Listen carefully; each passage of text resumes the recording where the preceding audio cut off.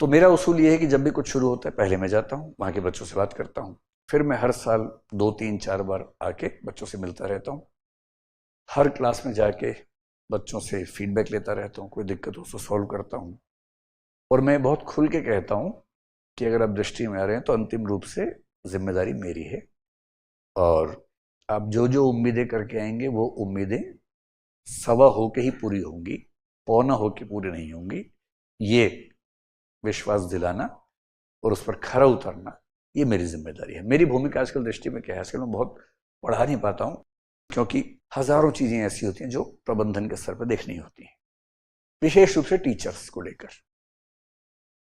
तो मेरा आजकल मुख्य काम ये हो गया कि सारे शाखाओं में, ये हमारी एक तरह से आप 8वीं शाखा मान लीजिए, सारी शाखाओं में, सारी कक्षाओं में न्याय होता रहे, अच्छे टीचर्स पढ़ाते रहें, notes, test series, answer evaluation, जो जो चीजें हमने कह रखा है कि हम करवाएंगे वो ठीक से होती रहे, पाठ्यक्रम कायदे से और 100% पूरा हो, ये सुनिश्चित होता रहे। किसी बच्चे को कोई शिकायत है तो उसका तुरंत, त्वरित और सही समाधान हो, ये सिस्टम काम करता रहे।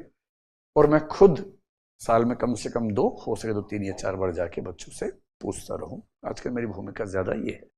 और कभी कभी जब मौका मिलता है तो मैं दिल्ली में 1-2 बैच लेता हूं, कभी एथिक्स का, कभी एसए का, और वो हमारे सारे सेंटर्स के बच्चों को ऑनलाइन मिल जाता है। ये हमारा सिस्टम काम करता है।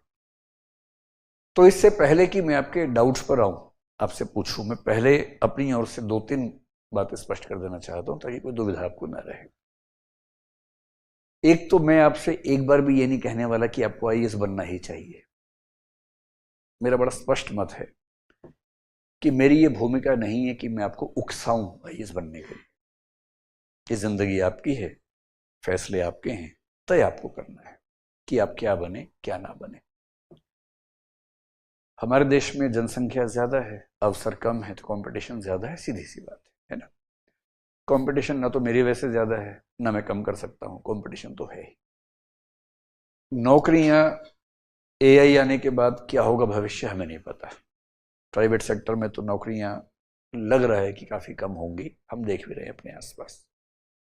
सरकार में भी आगे चल के, जैसे मैं, एआई मेरा प्रिय क्षेत्र है, मैं तो पढ़ने का शौकीन हूं, हर क्षेत्र ही मेरा प्रिय क्षेत्र है, मुझे पढ़ने का मन करता रहता है, कुछ भी हो नया।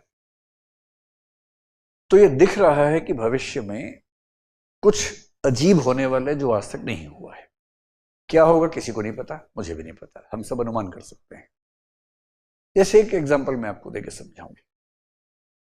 पिछले कुछ सालों से हमारे देश में एक स्कीम चल रही है, अग्निवीर उसको बोलते हैं। जब अग्निवीर स्कीम आई तो बहुत विरोध हुआ,